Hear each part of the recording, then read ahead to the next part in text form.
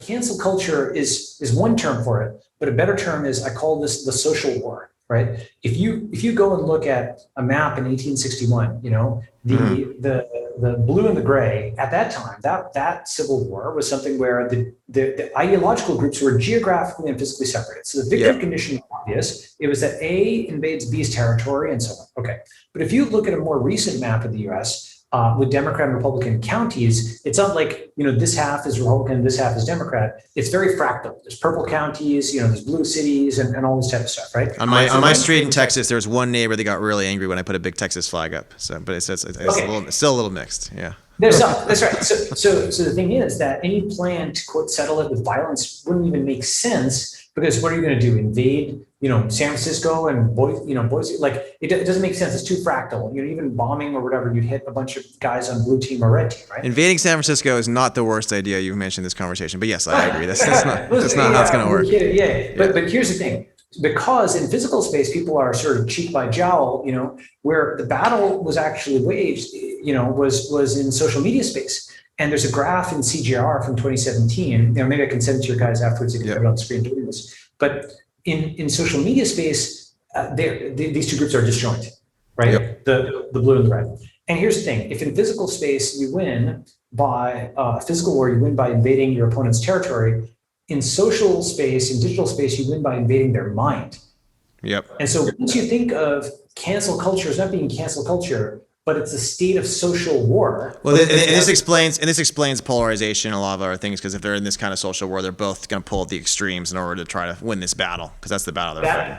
Right. It's two mind viruses, two meme plexes, not just a single meme, but a combination of them slugging it out. And now we can actually understand deplatforming, boycotts, cancellation, et cetera, in another way. What they want are lights on blue team or red team to wink out and silence. Yep. Right? It's sort of like an enemy battleship. Yeah, they're trying to silence them, cancel them, quiet them down. I want to get to. I know earlier you said you're bearish on America, but bullish on technology and Asia and progress. But you've told me you're more recently more bullish on America. So I want to fast forward this to how what's going to happen with network states, and why are you more bullish on America now?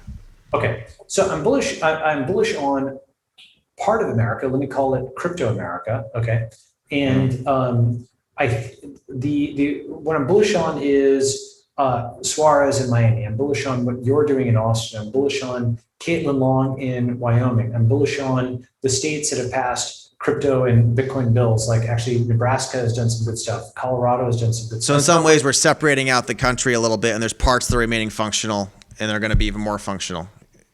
Well, the thing is, COVID is just, Thiel's line from almost a decade ago that still actually resonates. It's amazing that A, there was going to be one person that made the world safe for capitalism, and B, that the race between politics and technology might be very close and down to the wire, right? So COVID has been this enormous accelerant of obviously this total state, right? With, not lockdowns for health, short-term lockdowns, like East Asia actually managed to do them in a relatively sane way, but stupid lockdowns like what happened in the West, where there's just no plan. So COVID's accelerated the race between politics and technology. Exactly. But on the other hand, it made it possible to do remote work. It made it possible to migrate and move. It accelerated. It was a usually bad year for like dumb government doing things in some ways, but it was a usually positive year for technology having a much bigger impact on our lives.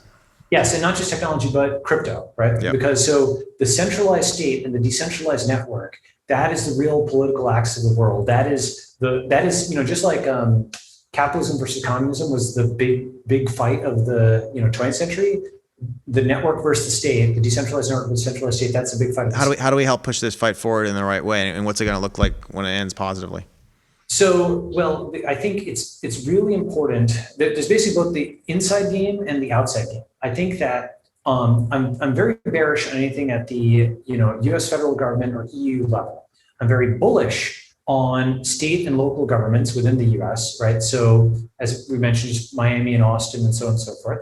And I'm also bullish on international, right? So, Dubai and Switzerland and Singapore and, actually El Salvador and Latin America. And El Salvador recently became the first country to adopt Bitcoin as legal tender. Obviously, that's very exciting. Yeah. Huge deal.